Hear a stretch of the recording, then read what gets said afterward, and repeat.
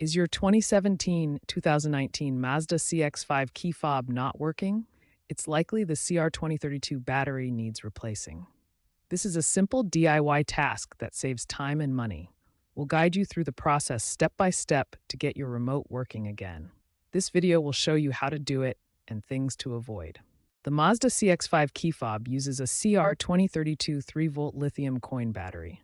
This battery powers remote locking, unlocking, panic alarms, and trunk release functions. A fresh battery typically lasts 1 to 2 years under normal use, but cold weather can shorten its lifespan. Locate the seam or notch on the fob to begin the replacement process. For this replacement, you'll need a small flathead screwdriver or a plastic pry tool. A pry tool will prevent scratching the fob's housing. The CR232 battery, which is a 20mm diameter, 3.2mm thick lithium battery, is also needed. To open the key fob, gently insert the flathead screwdriver or pry tool into the notch or seam. Twist or pry carefully to separate the fob housing. Avoid excessive force to prevent damage to the plastic clips. You should hear a clicking sound as the housing separates. Once the key fob is open, you'll see the CR2032 battery held in place by a metal clip or housing. The CR2032 battery is held in place by a metal clip. Note that the positive plus side faces up toward the circuit board.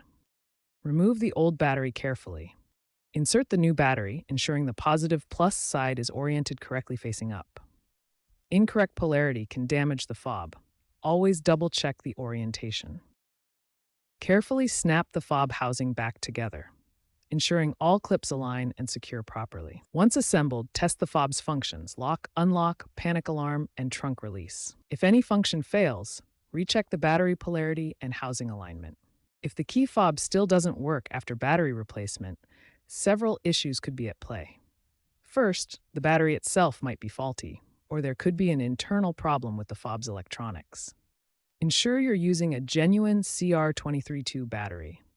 Cheap knockoff batteries have a significantly higher failure rate, around 10% according to recent tests, compared to authentic ones. Signal issues are rare, affecting only about 5% of cases, but if the fob has weak range, it might need an antenna check or professional service. In colder climates, batteries drain faster due to the cold, so you may need to replace them more frequently than in warmer areas. Always test the key fob's functions after replacement to ensure everything works properly before reassembling.